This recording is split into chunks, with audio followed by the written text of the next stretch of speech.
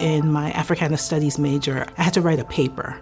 And it was about the relationship between the high rates of incarceration for young Black men and their placement in special ed. And the research I was doing found that there was a correlation.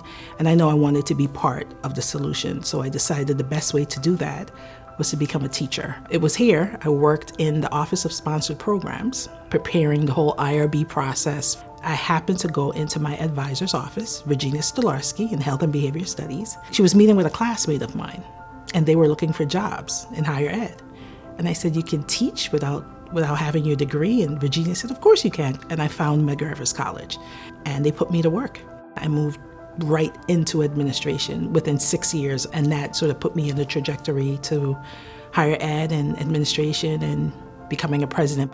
At Kingsborough, we found that Black men, their outcomes were different from their white counterparts. And we sort of set out to figure out, how do we address that? It's not good enough to just bring them in the numbers if they're not going to be retained, if they're not going to persist, if they're not going to be successful. So we wanted to make sure that there were adequate supports in place, and not just for Black men targeted, but for all students. Teachers College really has made a significant impact on who I am as a professional.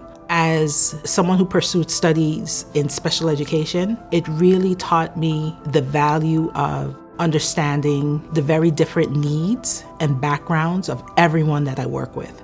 As I studied international education, it also taught me to respect and value the context that I'm in. I have to value where I am and respect people's culture. And in higher ed, that means respect their beliefs, respect their experiences, respect the things that they say are important to them. A lot of the work here always spoke about diversity, equity, and inclusion. That's what we call it today. And so it really taught me to be a very inclusive leader.